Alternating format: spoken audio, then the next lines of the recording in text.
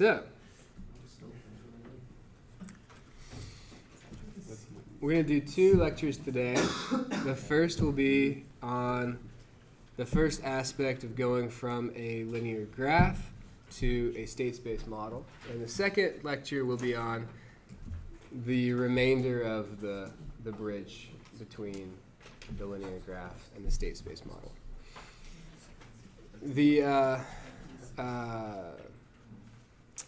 first part of this, the first part of this is called the normal trees. And normal trees is this lecture.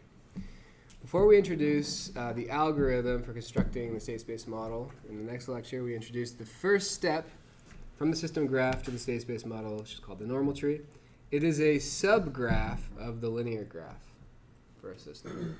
So, draw the linear graph. We're going to select sort of a subset of that graph to be also called a subgraph to be our so-called normal tree.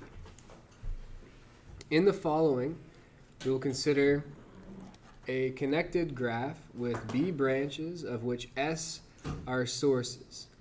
There are 2B minus S unknown across and through variables, and that's how many equations we need. So there are essentially 2 unknown variables, the across variable and the through variable, for every passive branch, okay, for every passive element in the entire linear graph. We have B minus S elemental equations. So for each passive element, there's an elemental equation, right? So if it's a resistor, V equals IR. If it's a spring, dF dt equals kV. Yeah, I think I was right on that. Etc. So for each passive element, we have an elemental equation. And for the rest, we will write continuity and compatibility equations. Okay? Those will be the remainder of our equations. N is the number of nodes. The following 2 rules must be respected. So we're going to go through a list in a moment of steps. And at each step, it's going to say, like, select as many elements as possible or something like that. In every step, we have to respect these 2 rules. Okay? So the first rule is there can be no loops in the normal tree. So in the linear graph, clearly, there are loops, right? There's loops all over the place in the linear graph. But in the normal tree, it's part of why we call it a tree. Trees don't have loops. They have branches out and they don't loop back. So it's a tree. There can't be any loops in it. The second rule is every node must be connected to the tree. So we got to touch every node with our tree, but we can't create any loops. All right, so those are the 2 rules. We can form a normal tree with the following steps. For an inline example, we'll construct a normal tree from the linear graph for an electronic system shown at right. So we have a voltage source, 2 resistors, a capacitor, and an inductor. Linear graph shown for it. And we want to construct the normal tree. So, always respecting those 2 rules, we begin. So first we include all nodes. Now, I'm going to be drawing this on top of this grayed out version, which is nice, of the linear graph. Typically, we're just going to take the linear graph and either use a highlighter or a different color pen, something like that, to show where the normal tree is superimposed on the linear graph. You can choose to use that idiom. Some people like to just draw a new one over to the side where they draw just the branches in that are in the normal tree. It's up to you. I kind of like doing it on the graph, so that's what I'll be showing.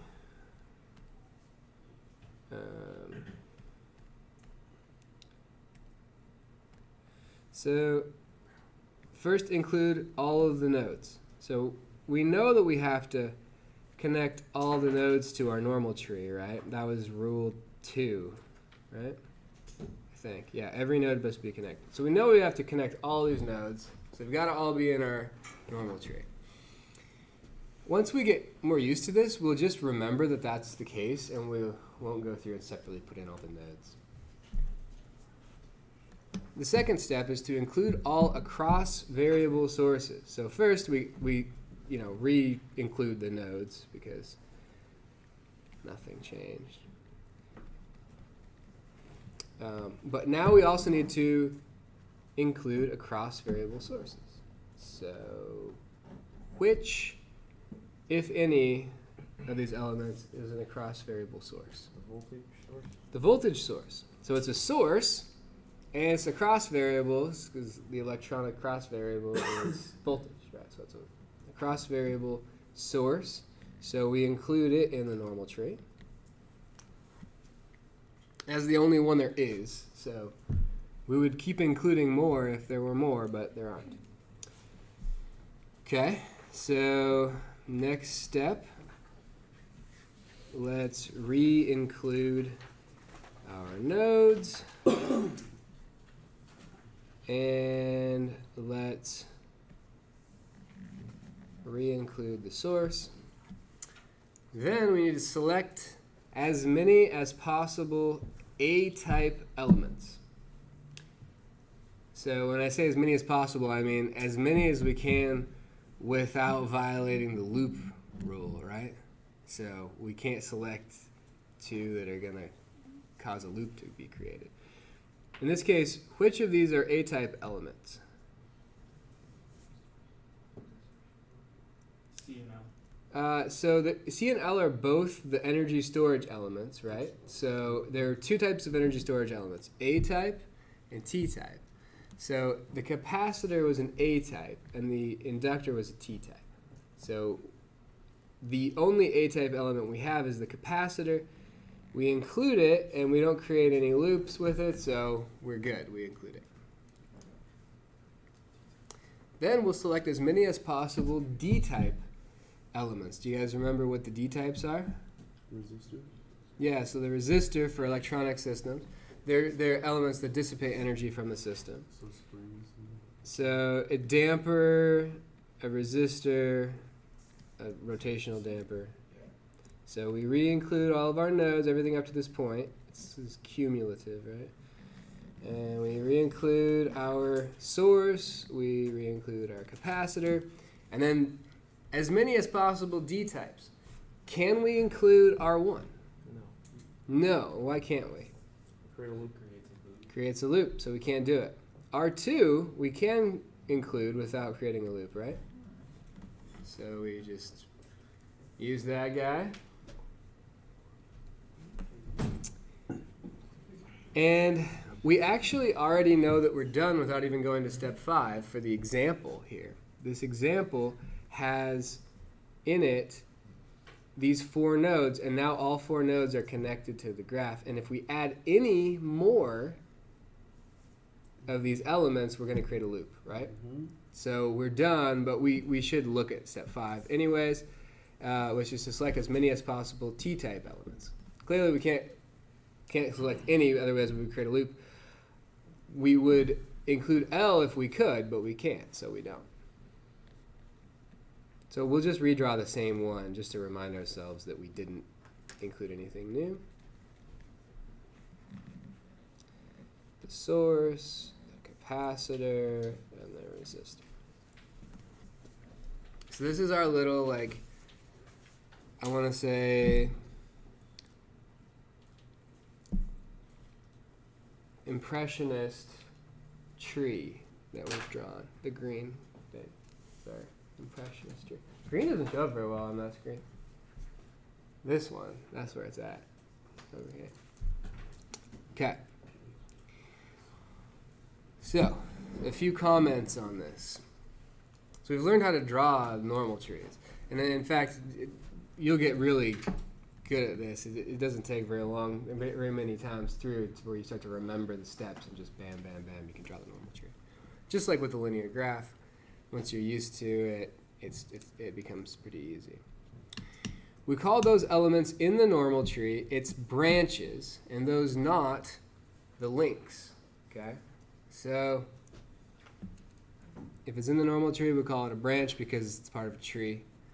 and then if it's not, we'll call it a link. So these, the source, capacitor, this resistor, those are all branches of the normal tree. Links of the normal tree, which are not included in the normal tree proper, are R1 and L. Those are links that link branches of the normal tree together. All right. A-type elements not in and T-type elements in the normal tree are called dependent energy storage elements. Okay? These energy storage elements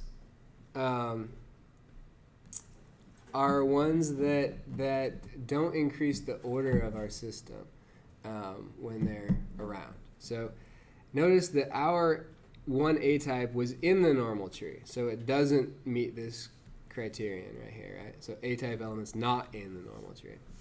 And T-types in the normal tree, notice that our inductor doesn't meet that requirement either, which makes them both independent energy storage elements.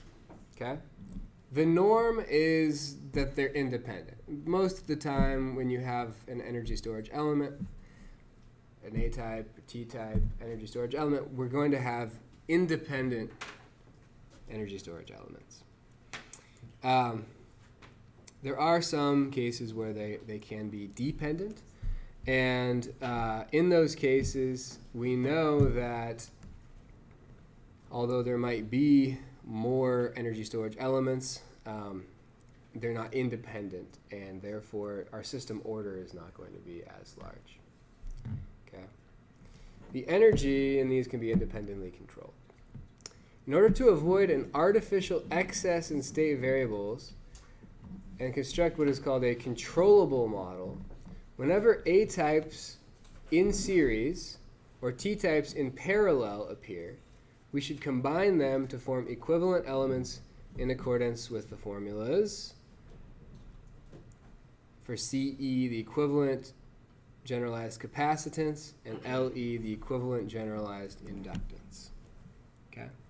So this could work for a circuit, just with the capacitance and the inductance, but it would also work for a mechanical system using the generalized version of the capacitance inductance. So the mass generalized capacitance is just M, the mass, and for the generalized inductance, K is actually, it's like 1 over K is the generalized inductance for a spring. We talked about that several lectures ago, so you may not remember off the top of your head, but that's cool. There are special names for power flow variables associated with an element, depending on whether the element is a branch, so it's in the normal tree, or a link, not in the normal tree. Primary variables are defined as across variables on branches and through variables on links. So if we came up here, our primary variables would be across variables on branches, so VS, VC, VR2, and through variables on links, so IR1, IL. And then the second definition is secondary variables, which are through variables on branches and across variables on links. So exactly the opposite. So IS, IC, IR2, VR1, VL. Those would be the secondary variables, just the opposite of the primary variables. We make this definition so that in the next lecture, when we have our procedure that we go through, our algorithm will make reference to primary variables, secondary variables. That's why we make this definition. Okay, and that is all we have for this lecture. Are there any questions on this before we move on to the algorithm lecture? Okay. Everybody's just comatose from the donuts.